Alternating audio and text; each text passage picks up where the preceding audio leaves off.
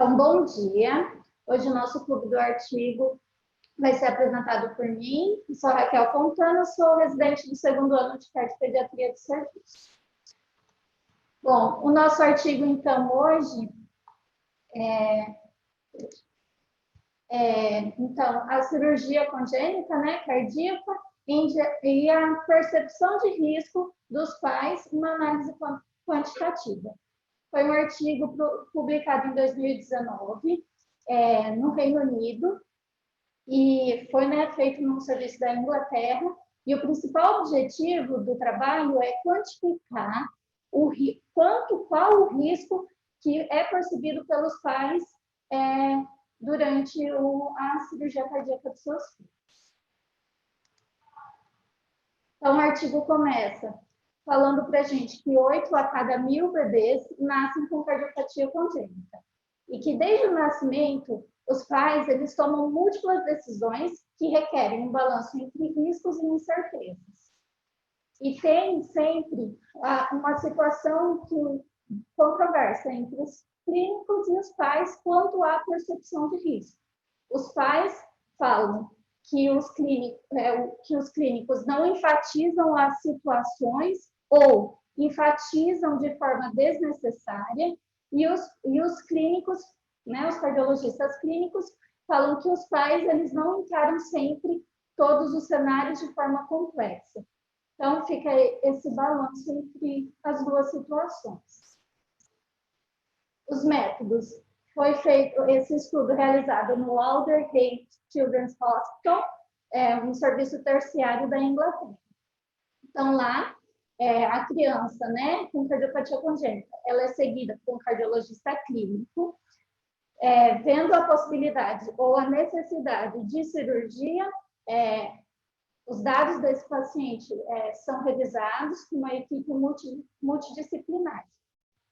E, então, é solicitado que os pais e a criança vão até o serviço para uma pré-admissão. Seria isso. Seria conhecer a enfermagem específica do serviço de cardiologia, realizar exames se necessário, passar por uma consulta com um anestesista que explica a sua parte do procedimento cirúrgico, conversar com um cirurgião, que também vai explicar a abordagem cirúrgica com os pais, e vai fazer uma visita na enfermaria e na UTI, onde o seu filho vai ficar. Nesse momento de pré-admissão, o trabalho aplicou um termo de consentimento e começou-se já as explicações sobre o momento da cirurgia cardíaca. Essa pré-admissão foi mais ou menos cerca de 2 a 3 semanas antes da cirurgia. Então, eles utilizaram também essa escala de Likert, que é uma escala que varia de 1 a 6, sendo pouco risco percebido e 6 muito risco percebido. Então, eles dividiram em 5 etapas a percepção desse risco. A primeira etapa foi a pré-admissão, nessa visita que eles fazem. A segunda etapa foi após a discussão com o anestesista e o cirurgião. A terceira foi no dia da cirurgia. A quarta foi na alta da UTI e a quinta no retorno ambulatorial. A primeira e a segunda fase foram aplicadas essa escala de Likert no dia da pré-admissão. O dia da cirurgia e alta da UTI foi aplicada a escala no momento de alta do hospital. E o retorno ambulatorial foi cerca de 1 a 2 meses após o término da cirurgia, que já estavam em casa. Foi entregue um cartão único para os pais que estavam acompanhando a criança, foram solicitados que respondessem essa pergunta. Neste momento, qual a sua percepção do nível de risco para o seu filho? E embaixo tinha um espaço para texto livre, para eles colocassem ou justificassem o seu voto. Foi solicitado que respondessem particularmente, no caso em que tivessem os pais, a mãe não conversar com seu parceiro, o pai não conversar com a sua parceira, e tinham casos em que só estavam as mães ou só os pais.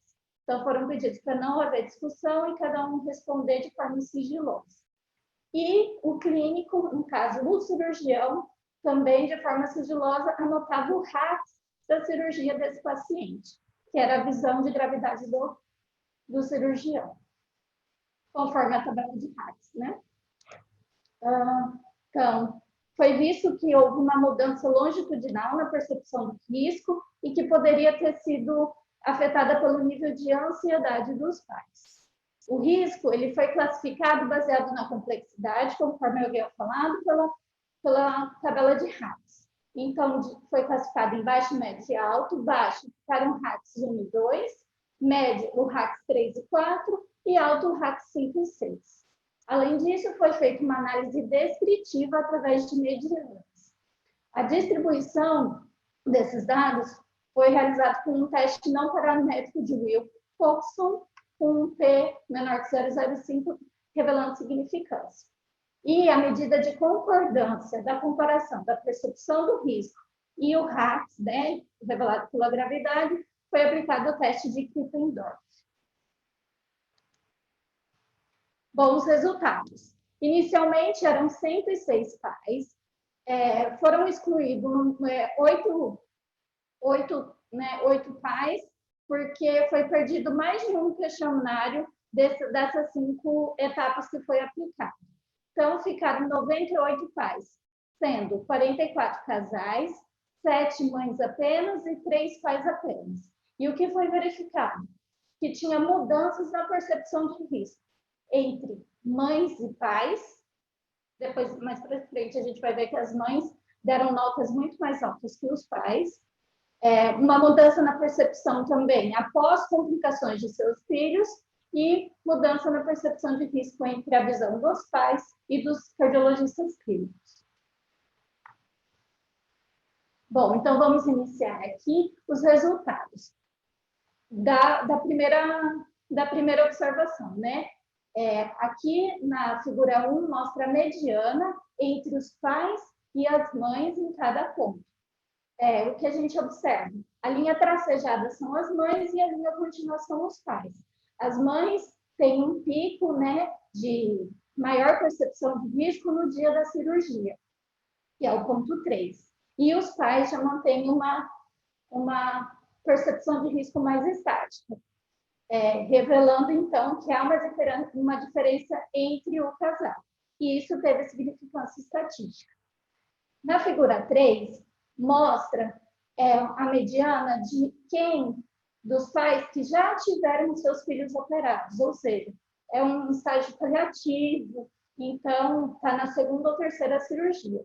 E o que a gente vê é que tem uma tendência semelhante aos pais que nunca tiveram seus filhos operados, sugerindo, então, que a familiaridade prévia com o procedimento, com o ambiente, teve pouco impacto na percepção do risco. Aqui também mostrando a distribuição, né, da percepção de risco agora de forma separada, em gráfico de coluna, e mostrando então das mães, dos pais e de ambos os pais. Percebam então, é a mesma situação que a figura 1, de estabilidade dos pais, com aumento principalmente no dia da cirurgia, e das mães também. Bom, então aqui, o segundo ponto que eles viram, a mudança, né, da percepção de risco após as complicações. A gente sabe, né, que o período de complicação geralmente é no pós-operatório imediato ou logo após. Então, que é visto no ponto 2 e 3. Observem que a percepção de risco, tanto dos que tiveram complicação e não tiveram complicação, foram da mesma magnitude, não tendo P significativamente estatístico. Porém, nos pacientes que seus filhos tiveram complicações, a percepção de risco foi maior se comparada com os pacientes com não complicação, tendo um P significativamente estatístico. Então, os pais das crianças com complicação, durante a internação, apresentaram uma cosa alta, maior estado de ansiedade. O ponto 5 é lá quando tem o retorno ambulatorial.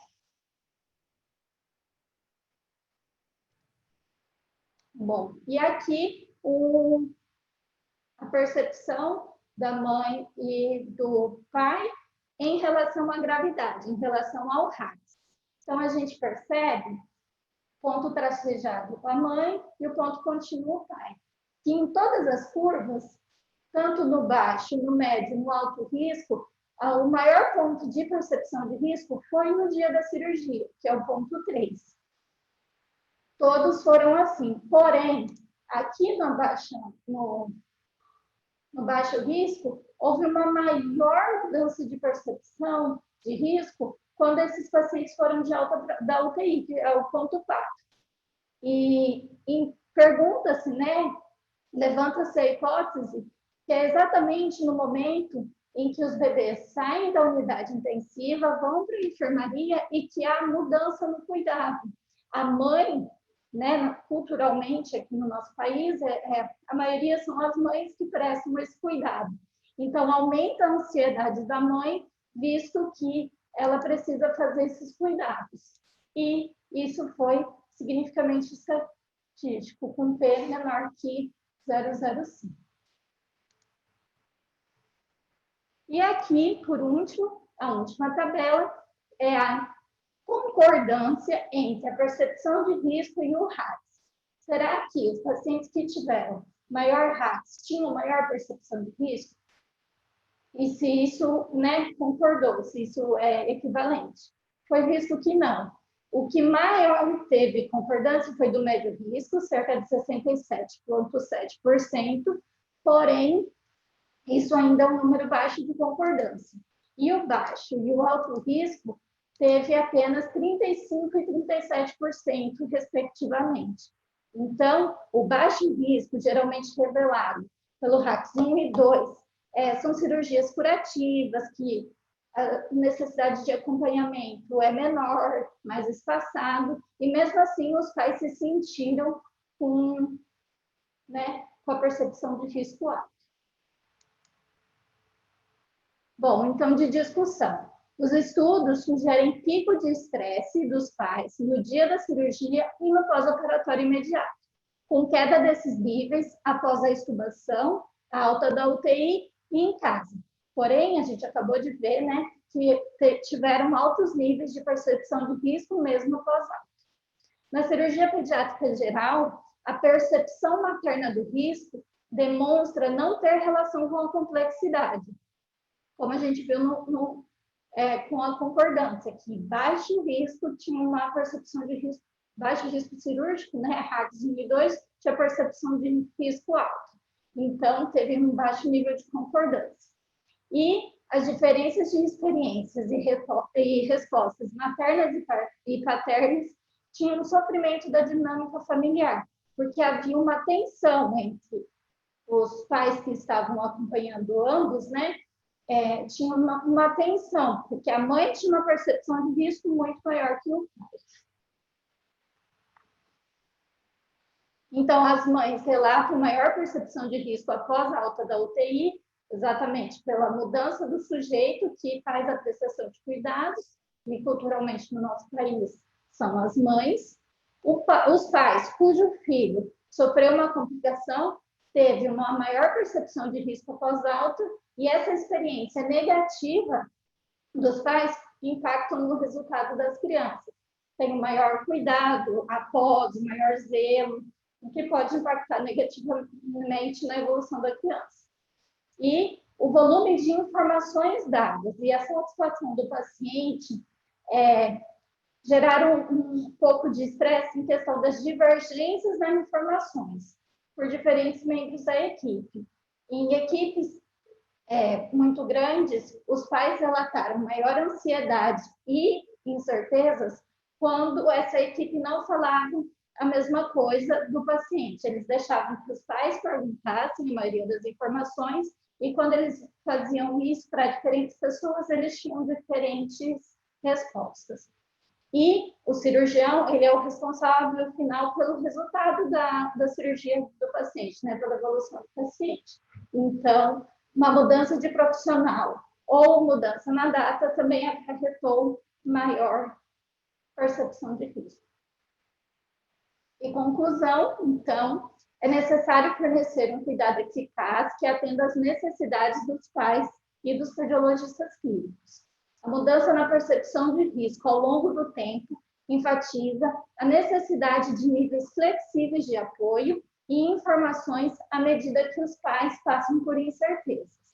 As mães relatam pontuações mais altas que seus parceiros, destacando possíveis níveis de tensões. E, no caso de complicações, as pontuações de risco dos pais aumentam e permanecem altas mesmo após a alta. Obrigada. Agora a gente vai para a classificação do artigo. Então, esse artigo, quanto à característica intrínseca, ele é um artigo quantitativo e analítico. A gente fez até, né, intervalo de confiança e tudo mais, nível de confiança, né? Quanto à característica espacial, foi aplicado um questionário, porém sem intervenção. Então, a gente caracteriza como de campo. Quanto à característica temporal, foi aplicado esse questionário em 3 situações, na pré-admissão, após a alta e depois no retorno ambulatorial. Então, de forma que andasse para frente, né? Então, é um estudo longitudinal, prospectivo, contemporâneo. E, quanto à finalidade, eu e o Dr. Moacir chegamos à conclusão que é uma avaliação de teste diagnóstico. E é isso, obrigada. Bem, bom dia a todos. É um prazer estar aqui novamente com vocês. Vamos conversar sobre o artigo apresentado hoje.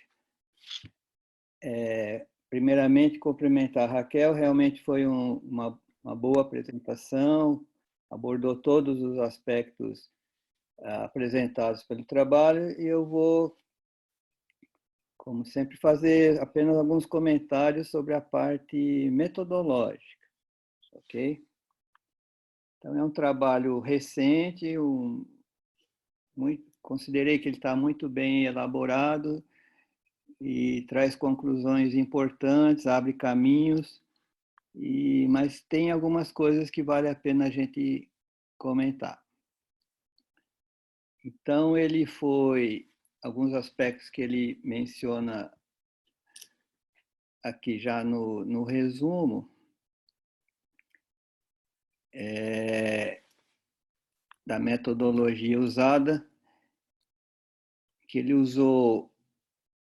põe no resumo, Wilcoxon Rank Test, né? E também usou uma escala similar, parecida com a escala Likert. Então, vamos forçar um pouquinho mais sobre isso. Veja que numa reunião anterior que nós fizemos, de miocardiopatia dilatada, eles falavam bastante do uso do Wilcoxon Rank Sum Test, né? E esse teste, ele é um teste não paramétrico, ou seja, então ele é usado para quando a distribuição é não gaussiana, ou você está trabalhando com escalas, com números não propriamente verdadeiros, ou seja, scores, né? E esse nome, Wilcoxon, dá algumas dúvidas, porque ele tem várias possibilidades. Veja, existem 4 testes de Wilcoxon, né? Então, se você não especificar bem, pode dar alguma confusão. Quando falar Wilcoxon Matched Pair Signed Rank Test, ou quando falar só Wilcoxon Signed Rank Test, esse foi o teste criado originalmente pelo próprio Wilcoxon, né? Ele é utilizado para amostras pareadas. O que são amostras pareadas? Quando a pessoa é comparada antes e depois. Então, o peso antes e depois, o colesterol antes e depois, a qualidade de vida antes e depois. Então, sempre a pessoa com ela mesma. Então, esse é o chamado Wilcoxon Signed Rank Test, ou uniformemente já se utiliza só falar Wilcoxon Rank Test equivale a esse teste pareado, não paramétrico. E depois, o Ban e o Whitney pegaram o teste do Wilcoxon e aplicaram para amostras não pareadas. Então, quando é um grupo homem contra mulher, pai contra mãe, operado contra clínico, então são amostras não pareadas, eles aplicaram uma variante do teste de Wilcoxon, que é o Wilcoxon Rank Sum Test, que é o que foi usado nesse trabalho. E a denominação que ficou mais usada recentemente é chamada de teste de Mann-Whitney. Então, quando vocês ouvirem teste de Mann-Whitney, é o Wilcoxon Rank Sum Test. Então, é uma modificação do teste pareado do Wilcoxon para o não pareado. Ele vai comparar os postos, ele põe os valores em postos, né, de ranqueamento por posto, e compara como eram os postos antes do estudo, como ficaram os postos depois. Então, se aumentou a posição do posto, houve um aumento do efeito, se diminuiu a posição do posto. É assim. Então, esse trabalho presente, ele usou o Wilcoxon Rank Sum Test, que é o Mann-Whitney. Então, usou certinho, porque são amostras não pareadas, era pai contra mãe, etc. E também épocas diferentes. E o Wilcoxon aparece também nesse Gian-Wilcoxon Test, que é um modelo para comparar a curva de sobrevivência, né? Tem vários métodos para comparar a curva de sobrevivência, se há diferença estatística, um deles é o Gian-Wilcoxon. Então, do ponto de vista prático, quando a gente fala teste Wilcoxon, é um teste pareado para comparar medianas, geralmente, pareado. E o Wilcoxon Rank Sum Test, na verdade, é o Mann-Whitney, é um teste não paramétrico e não pareado. Bom, na metodologia, vocês viram que ele usou como padrão ouro o REX, né? Já que vai comparar, tem que comparar com alguma coisa que seja o padrão ouro. Aqui, o padrão ouro de gravidade foi a classificação RACS, o score RACS. Então, se ele falar que é grave, se falar que é leve, é leve. Então, é contra isso que vai ser comparada a opinião dos familiares. E ele agrupou, né, o RACS 1 e 2 como leve, baixa gravidade, 3 e 4 como média e 5 e 6 como alta. Vejam que é uma variável qualitativa ordinal. Apesar de falar um número, 1, 2, 3, 4, isso aí não é um número verdadeiro, né? O 2 não é dobro de 1, ou o 2 não é metade do 4. Dá uma estimativa da gravidade, podia ser A, B, C, D, né? Ele chamou de 1, 2, 3, 4, 5, 6. Então, o 1, 2, 3, 4, 5, 6 não é um número verdadeiro. Então, é uma variável qualitativa.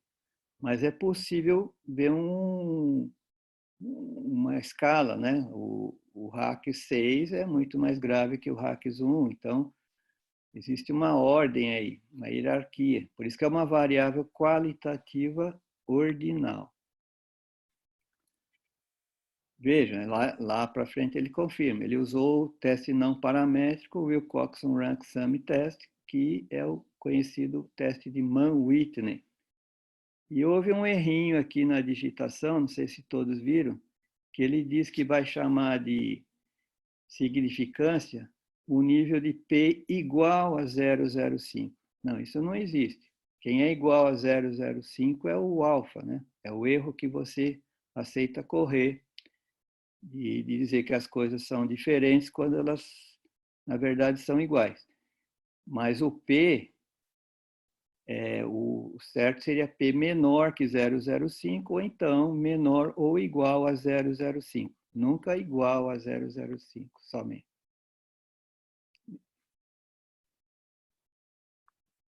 Bom, na outra parte da continuação da metodologia, ele diz que vai usar uma escala tipo Likert, não é verdadeiramente a escala Likert. Ele pegou o Likert como modelo, né? E vejam que também é uma variável qualitativa, né? O Likert é uma variável qualitativa, ordinal também. Por quê? Ele classifica Existem várias aplicações, mas o 1 sempre é uma coisa ruim, muito ruim, e o 6 boa, muito boa. Então, existe uma hierarquia nessa escala, mas ela é uma escala qualitativa também. E um nome aqui que a gente nunca tinha visto nas nossas reuniões, o teste alfa de Krippendorff, né? Ele foi utilizado para demonstrar o nível de concordância entre os diferentes grupos. Então, o teste de Krippendorff é uma avaliação da comparação das concordâncias e discordâncias de duas observações. Ele é muito interessante porque ele serve para ser aplicado em qualquer tipo de variável. Muitos testes só podem comparar uma variável quantitativa, uma ordinal. O Krippendorff não, ele serve para qualquer tipo de variável, desde nominal até a quantitativa contínua. Então, é um teste bom para fazer comparação entre grupos. Achei interessante aqui, quando ele fala da comparação por esse teste aí, por esse método, que como não espera que haja diferença, né, entre os grupos, ele não calculou, não utilizou nível de significância, porque não havia necessidade. Você não quer provar que há diferença entre o que a família acha e a gravidade real pelo Rax. É só uma observação comparativa, né? Então, ele não fez estatística nessa parte aí. Bom, eu gosto sempre de mostrar um pouquinho da história. O Likert, esse senhor aqui, Francis Likert, um psicólogo social muito famoso, né? Ele nasceu em 1903 no Wyoming, morreu em 1981 em Michigan, e ele criou esse chamado agora escala de Likert, né? Que ela é aplicada em inúmeras coisas da área social, né? Uma avaliação, uma coisa muito importante. E eu achei o trabalho original dele, onde ele propôs essa metodologia, ele publicou em 1932, aqui no Arquivos de Psicologia, um artigo muito longo, é tipo uma tese praticamente, são 55 páginas, veja o índice aqui do lado, e ele compara o método dele com os métodos que eram usados na época, né? Que eram complexos, tinha uma metodologia estatística complicada, e ele não, o método dele é muito simples, né? Ele coloca uma escalazinha, aqui tem um exemplo, geralmente são 5 opções, né? Vejam à esquerda como grau 1 aqui, discordo fortemente, 2 discordo, 3 é neutro, 4 concordo, 5 concordo fortemente. Mais recentemente começaram a se usar emojis também, vejam, facilita para o paciente ver o discordo totalmente com essa cara de zangado, né? E o concordo totalmente, está bem alegre, então facilita. Então tem variantes aqui, chorando, rindo, né? Isso são variantes da escala de Likert. Veja que os autores do presente estudo aqui, eles usaram uma escala de 6, né? Dividir em 6. Talvez para ficar mais fácil. O 1 e 2 era leve, o 3 e 4 era médio e 5 e 6 era grave. Por isso que eles chamam que é uma like Likert, né? Parece a Likert, é uma variante do Likert.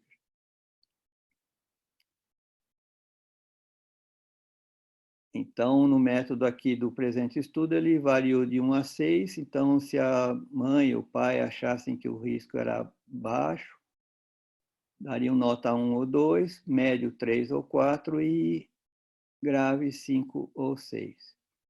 E o outro método que foi usado foi o score alfa de Krippendorff, né? É uma outra medida para medir comparabilidade.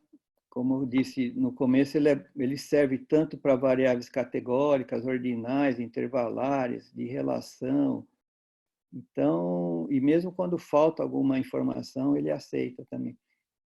Vejam a fórmula dele aqui embaixo, né? O erro alfa, ele mede, faz 1 menos a discordância. Então, por isso que vai ver a concordância, né? Porque é 1 menos o grau de discordância. D0 é a discordância observada e DE é a discordância esperada pelo acaso. É uma fórmula muito parecida com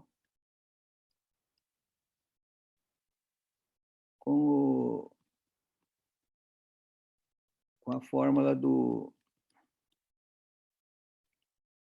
kappa. Eu vou mostrar já já para vocês. Então, vejam essa fórmula dele, é 1 menos as discordâncias. E no trabalho presente, deu um Krippendorff de 0,368. Ele varia de 0 a 1, né? 0 quando a concordância é nula, 1 quando a concordância é máxima. E aqui a concordância foi 0,368, por isso que a Raquel mencionou lá que foi uma concordância muito baixa. Ela não reflete a medida objetiva que o Rax, que era o padrão ouro, estava falando, né? A escala do Krippendorff é essa aqui, ó. Se for abaixo de 0,67, ela é fraca, né? E aqui deu 0,38, então é muito fraca mesmo.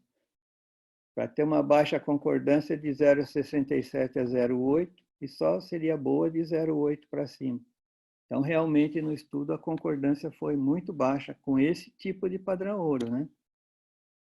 Poderia ser testado com a opinião do médico, com outras coisas, mas no caso aqui comparou com o Rax e com o Rax ela teve baixa concordância. Vejam um outro método que é muito usado em estudos de teste diagnóstico, é o kappa. Vocês já devem ter ouvido falar da concordância kappa. Foi proposto pelo Jacob Cohen.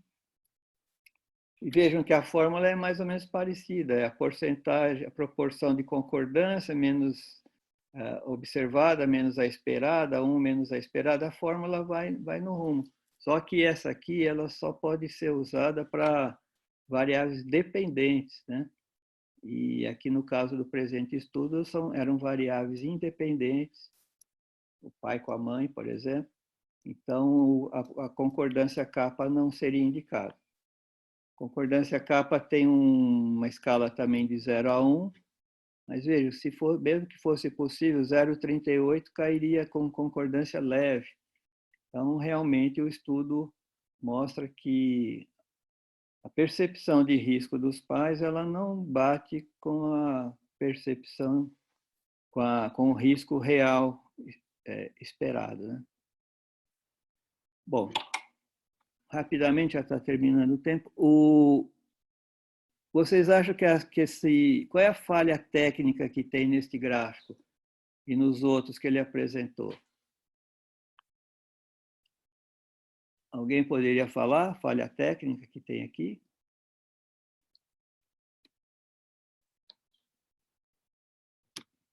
Bem, vejam que são gráficos de linha. Gráfico de linha para medir variação ao longo do tempo. Aqui ele marcou como todos ocorrendo no mesmo tempo. Na realidade, se a gente for observar, não foram, né? Foi na época da cirurgia, da UTI, da alta, etc. Mas eles não são exatamente no mesmo tempo. Tem pessoas que demoraram na internação, tem outras que foram mais rápido. Então, o nível, a altura, a posição das bolinhas não é coincidente, né? E, além do mais, desse jeito, parece que os tempos são todos regulares. Então, demorou exatamente o mesmo tempo para ir da fase 1 para a fase 2, da fase 2 para a fase 3. Na verdade, os tempos são totalmente assincrônicos, né? São diferentes. Então, esse não é o melhor gráfico para mostrar isso aí. Teria que ser um gráfico de coluna, ou então de linhas múltiplas, mas assim ele engana muito. Agora, esse aqui já está apresentado corretamente. São colunas, né, em cada fase do processo. Tem uma separaçãozinha entre elas, porque não é um tempo contínuo. Então, a forma de apresentar com coluna está correta.